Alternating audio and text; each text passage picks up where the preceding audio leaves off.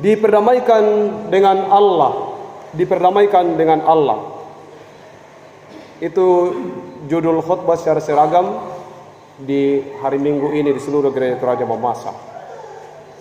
Jemaat yang dikasihi Tuhan, konteks diperdamaikan ini saya akan coba jelaskan dari konteks kehidupan kultur masyarakat Bamban atau PUS dan sekitarnya. Damai dalam bahasa Ibrani itu kaper, artinya menutupi. Itu bahasa aslinya, jadi menutupi. Yang disebut damai itu menutupi sesuatu. Kalau ada bangkai atau ada busuk ditutupi, selesai, tidak tercium lagi, itu damai. Damai juga itu dalam bahasa Ibrani masih bisa diterjemahkan dalam konsep ratsa, yang artinya membayar utang. Kalau bayar utang selesai, ya selesai, habis. Itu gambarannya. Dalam bahasa Yunani, damai atau diperdamaikan itu ada beberapa kata. Pertama, alasso. Kemudian yang kedua, dialasso. Ini memang selalu ada lasso-lassonya. Artinya mengubah permusuhan menjadi persahabatan. Alasso, dialasso, mengubah permusuhan menjadi persahabatan. Itu yang disebut dengan damai. Yang kedua, kata lasso. Artinya perdamaian itu dalam hubungan dengan Tuhan. Beda perdamaian manusia dengan perdamaian dengan Tuhan, atau perdamaian dengan Allah. Yang ketiga itu apokatalasso, yang artinya berdamai sepenuhnya, tidak simpan-simpan sedikit. Jadi itu yang disebut dengan perdamaian. Nah, dulu dalam konsep masyarakat Bamban pra kehidupan kekristenan ada ungkapan yang mengatakan seperti ini. Keladeni ada menada biasa membiasa. Kamalangku mak baju pole, mak dodo pole. Akamasoso lumuku, lambak beluakku umpelalan kamaloloan lako debata. Tontaliu kendek mak hupa-hupa kakadakean. Ada sebuah kerinduan dari masyarakat Bamban waktu itu untuk mencari kebenaran yang sesungguhnya pra pergumulan besar di Buntu Balangka. Keladeni ada menada, biasa membiasa, lama baju pole, lama kundai pole. Begitu gambaran ungkapan untuk meninggalkan kehidupan lama lalu menuju kepada kehidupan baru. Dan dalam perjalanan kemudian ada beberapa hal yang menjadi proses perdamaian yang dilakukan oleh masyarakat. Karena adanya pelanggaran. Pelanggaran itu dibagi dalam 3 kategori. Pelanggaran pertama itu disebut hebukan UP. Pelanggaran ini agak pelanggaran yang ringan. Pelanggaran yang kedua itu adalah lengan punti.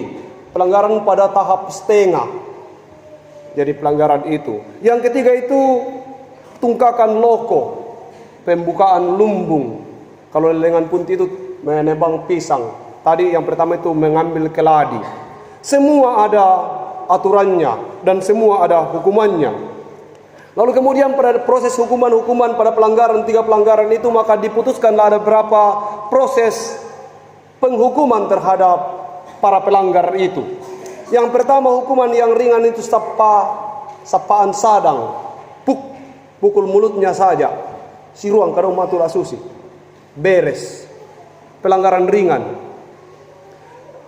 Pelanggaran yang kedua itu, hukuman yang kedua adalah kalepek mane, karena pelanggarannya cukup mengganggu, lalu kemudian dikatakan ya harus bawa ayam. Pelanggaran yang ketiga itu buleam bayi. Kalau hukuman yang ketiga itu buleam bayi. Bagi pelanggaran-pelanggaran yang sudah serius, masuk dalam pelanggaran yang pelanggaran yang kedua itu ya disuruh bawa babi. Pelanggaran berikutnya adalah dipetodoni, pembayaran dipetodoni. Biasanya itu pada tingkatan sudah proses pembunuhan dan pelanggaran-pelanggaran besar, disuruh bawa kerbau. Pak Renden Tedong membawa kerbau dalam jumlah tertentu. Yang terakhir itu sapukan bulu. Artinya memang orang ini sudah tidak dapat lagi dibantu dan seterusnya, dia terus-menerus melakukan pelanggaran, diperingati tidak mendengar, maka kepadanya bulu ijuk diikatkan di badannya. Bayangkan itu bulu ijuk gampang terbakar, lalu kemudian dibakar, selesai. Begitu sebenarnya gambaran. Persoalan apakah itu dilakukan atau tidak, itu perlu kita masih menelusuri lagi secara etimologi perjalanan masyarakat Bamban atau PUS. Itu yang saya pernah tahu dan saya pelajari. Artinya apa? Bahwa kemudian proses perdamaian itu selalu ada, dan ada cara melakukan perdamaian itu. Batta bitti bai, landak bitti tedong, batta bitti tedong, dan seterusnya. Sampai kepada talumane, sampai kepada ayam, bahkan sampai kepada di pasiran tulak baba. Cukup kata-kata saja selesai masalah. Betapa proses perdamaian itu selalu ada pada setiap tempat. Kalau dalam konteks orang Mamasa kemudian menjadi sangat menarik bagi banyak pakar hukum adalah, ya, ada tuo, tidak ada penghukuman. Penghukuman terbesar adalah pengampunan. Itu juga yang kemudian menjiwai perjalanan Kristus. Diperdamaikan dengan Allah. Apa yang disebut dengan diperdamaikan dengan Allah? Dalam bacaan ini sangat jelas bahwa proses pendamaian dengan Allah itu adalah penutupan dosa dan pelanggaran, pengampunan. Tidak ada lagi cerita tentang masa lalu, tentang kehidupan sebagai orang berdosa. Jadi siapa yang ada dalam Kristus, ia adalah ciptaan baru. Yang lama sudah berlalu, sesungguhnya yang baru sudah datang. Itu yang disebut dengan berdamai. Jemaat yang dikasihi Tuhan, bagaimana dengan kehidupan banyak orang? Kehidupan banyak orang Kristen itu diwujudkan dalam sebuah perdamaian. Perdamaian itu dalam konteks yang paling dalam adalah pertobatan dalam pandangan kekristenan. Nah, sebagian orang Kristen menerima Yesus Kristus tidak dalam rangka pertobatan, tapi perobatan. Berobat saja. Jadi dia tidak bertobat, tapi berobat. Perbedaan antara orang bertobat dan berobat adalah, kalau seperti orang di Oro, kalau sudah keluar keringatnya atau tasuk musamunnah, beres nih, selesai keluar dari sarung, selesai. Tapi sebenarnya tidak tuntas itu penyakitnya. Hanya sesaat saja dia menerima pengobatan itu, tetapi pada hakikatnya dia tidak tuntas. Berobat, jauh berbeda. Banyak orang Kristen itu hanya berobat, berdatang kepada Tuhan dalam persoalan-persoalan, pergumulan-pergumulan. Tapi kalau sudah sembuh, apa lagi? Sembuh. Tapi yang disebut bertobat itu adalah menerima Yesus Kristus sebagai Tuhan dan Juru Selamat dalam sebuah keyakinan pasti masuk surga. Ada banyak orang yang menerima Yesus Kristus tidak pada kategori bahwa kalau saya sudah bertobat sudah pasti muka masih surga. Masih terus hidup dalam tanda tanya. Padahal sungguhnya dalam konsep perdamaian dengan Allah itu adalah berakhirnya hal-hal buruk. Tidak ada lagi kegiatan-kegiatan yang salah dan menyimpang dalam hubungan dengan Tuhan. Ciptaan baru tidak berobat, tapi bertobat. Ciptaan baru itu tidak seperti orang yang dipomole artinya diobati secara supranatural, bahwa kemudian sembuh sekarang dan bisa saja datang besok. Tapi benar-benar dipomole artinya Kristus mengatakan selesai dan berakhir di situ. Itulah yang disebut dengan pendamaian. Tidak ada lagi tuntutan apapun, tidak ada lagi cerita sesudah pertobatan itu atau sesudah pendamaian itu. Itu yang sesungguhnya digambarkan. Diperdamaikan dengan Allah, bahwa kemudian Kristus datang. Tidak dalam kepura-puraan, tidak dalam proses mengoro saja, tapi total memperdamaikan kita dengan Tuhan. Tidak mungkin Yesus mau menyelipkan diri kalau itu masih ada cara lain. Kalau masih ada cara lain, tidak perlu harus mati di Golgota, tidak perlu. Tapi sudah tidak ada cara lain, sudah tidak ada jalan lain. Maka jalan terhebat yang Allah lakukan adalah dia harus mati di kayu salib untuk membuktikan cinta dan kasihnya kepada manusia. Lalu kemudian bagaimana cinta kasih Allah yang besar itu, kok kita masih dikasih masuk neraka? Bukan cinta dan kasih besar dan bukan kemurahan Allah yang masukkan kita ke neraka. Tapi dalam diskusi kemarin di kumpulan rumah tangga dikatakan bahwa yang membuat kita terhukum adalah hasil dari perbuatan kita sendiri. Seseorang ke surga dan seseorang ke neraka bukan karena Tuhan lagi, tapi karena keputusan pribadinya. Karena Tuhan sudah memutuskan semua harus masuk surga. Alasan Tuhan melakukan menyalibkan, memberi dirinya untuk disalibkan di kayu salib adalah satu, agar semua orang masuk surga.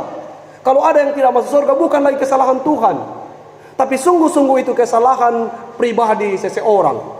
Sekali lagi, alasan Tuhan untuk memutuskan melakukan proses karya penyelamatan di kayu salib adalah agar semua orang masuk surga. Dan kalau ada yang tidak masuk surga, itu bukan kesalahan Tuhan lagi, tapi telah menjadi kesalahan pribadi seseorang atau free will namanya, kehendak bebas. Nah, di sisi yang lain dalam kehidupan masyarakat PWS itu digambarkan begini.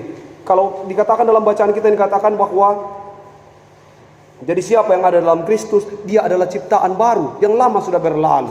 Kalau orang sudah di dalam Kristus, abana tiala na piajo kita tahu, di piajo kalan di potanda buriko. Oh, katanya dia ciptaan baru yang sudah diperdamaikan dengan Kristus. Oh, na piajo kita begitu di pale. Di piajo kalan di petanda buriko. Ya yamu analadita. Kira-kira begitu gambarannya. Apakah benar-benar bahwa saudara sudah hidup sebagai ciptaan baru? Apakah benar-benar bahwa kamu sudah menjadi bagian dari orang yang ikut mengambil andil membangun pemahaman bahwa kita sudah diperdamaikan dengan Kristus? Dan bukan hanya sebatas itu, tapi mengubahkan hidup kita untuk ketika benar-benar kita sudah menjadi bagian yang sudah terintegrasi, terselamatkan di dalam kasih Kristus itu, orang akan berkata, oh iya, toda, memang betul, dia sudah menjadi ciptaan baru, tidak lagi melakukan tindakan-tindakan yang lama, atau tidak lagi seperti orang yang tidak menerima Yesus Kristus sebagai Tuhan dan Juru Selamatnya. Sungguh kita percaya bahwa pendamaian yang Allah lakukan adalah pendamaian yang sangat luar biasa, dan tidak ada seorang pun yang bisa melakukan hal itu dalam dunia ini. Selanjutnya, kalau dalam kehidupan masyarakat PWS yang digambarkan dalam bacaan yang saya baca, ada banyak ungkapan-ungkapan yang sebenarnya hendak menandakan benar-benarkah ini orang sudah bertobat? Benar-benarkah ini orang sudah meninggalkan hidup yang lama dan masuk ke dalam kehidupan yang baru? Bukan hanya sekarang baru kita bicara tentang kriteria sebagai orang diselamatkan, tapi ketika orang sudah menjadi ciptaan, mengatakan dirinya sebagai menjadi ciptaan baru, tetapi kadake gauna, kadake pak palakona, tidak bagus tindakannya, cara tutur katanya, mudandang gauna mu tumete pantelana. Tidak pernah ada orang baik di matanya, dan hampir semua perbuatannya tidak menyenangkan orang lain. Bagaimana mungkin kita menyebut diri kita sebagai ciptaan yang baru? Karena ciptaan yang baru itu adalah ciptaan yang sudah diperdamaikan, sudah selesai dengan Kristus. Ada banyak ungkapan-ungkapan dalam ungkapan kebijakan masyarakat kita, sehingga sebenarnya kita tinggal menjadi orang-orang yang harus makuhu semangat, harus bersyukur bahwa hampir padanan Alkitab, hampir hal-hal yang diajarkan oleh nenek moyang kita itu tidak terlalu jauh dari kehidupan sebagai orang percaya. Hanya satu yang berbeda secara prinsip, bahwa keselamatan itu didapat bukan karena usaha dan pekerjaan kita, tetapi keselamatan itu didapat dari bagaimana Kristus memperdamaikan kita dengan Allah. Sehingga sesudah kita menerima Yesus Kristus sebagai Tuhan dan Juru Selamat, kita berbuat baik, kita melakukan yang benar, kita membawa damai, bukan lagi untuk diselamatkan, tapi sungguh-sungguh sebagai bukti bahwa kita sudah menjadi ciptaan baru. Jadi kami ini adalah utusan Kristus. Seakan-akan Allah menasihati kamu dengan perantaraan kami dalam nama Kristus, kami minta kepadamu, berilah dirimu diperdamaikan dengan Allah. Sekali lagi, jadi kami juga bukan dewa, bukan malaikat. Dan kita semua harus berkata begitu, dimanapun kita berada, kepada semua orang, bahwa berilah dirimu diperdamaikan dengan Allah. Karena apa? Karena Dia yang tidak mengenal dosa telah dibuatnya menjadi dosa karena kita, supaya dalam Dia kita dibenarkan oleh iman. Ciptaan baru adalah Dia yang sudah bertobat, dan hakikat dari pertobatan adalah pendamaian diri dengan Tuhan.